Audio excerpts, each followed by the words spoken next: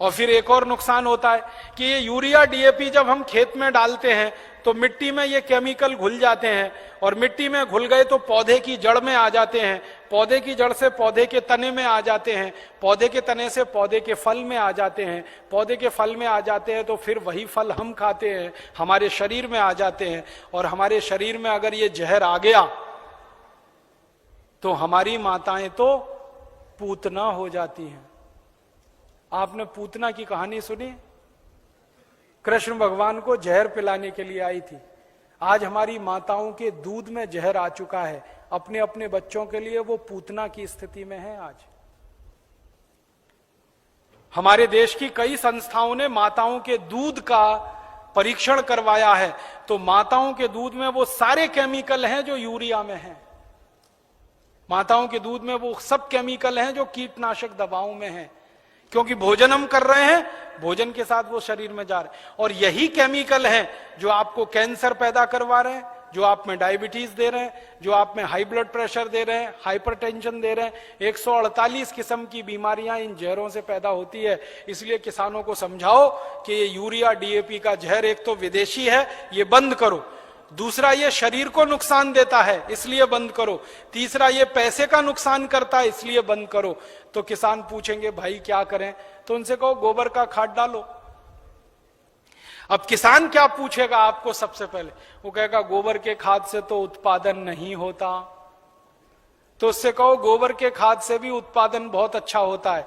Urea DAP से जितना नहीं होता उससे तो ज्यादा गोबर के खाद से होता है। मैं तो पिछले 12-13 साल किसानों के बीच में काम करता रहा, महाराष्ट्र और कर्नाटक में। आप आइए वहां देखिए, हजारों हजारों किसानों ने यूरिया डीएपी बंद करके गोबर का खाद डालना शुरू किया है।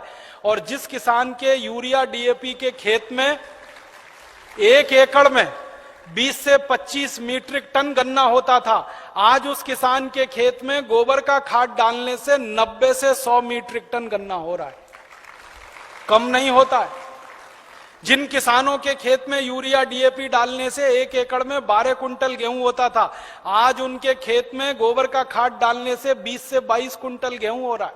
जिन किसानों के खेत में यूरिया डीएपी डालने से 1 एकड़ में 2.5 कुंटल कपास होती थी, आज उन किसानों के खेत में गोबर का खाद डालने से 7 कुंटल एकड़ का कपास हो रही है।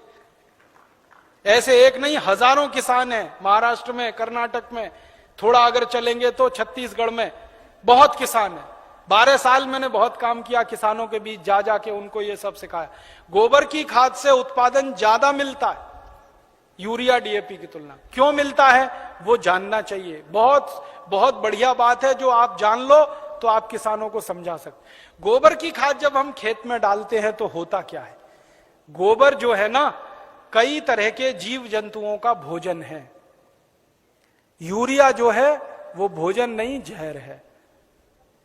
आपके खेत में एक जीव होता है जिसको केंचुआ कहते हैं।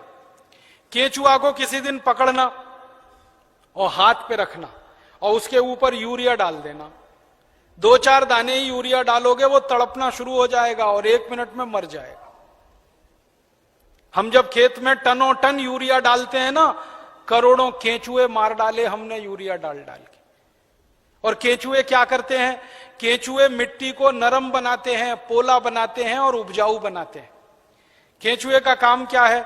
ऊपर से नीचे जाना, नीचे से ऊपर जाना। पूरे दिन में वो 3 चक्कर नीचे ऊपर के लगाता है। नीचे जाएगा, फिर ऊपर आएगा, फिर नीचे जाएगा,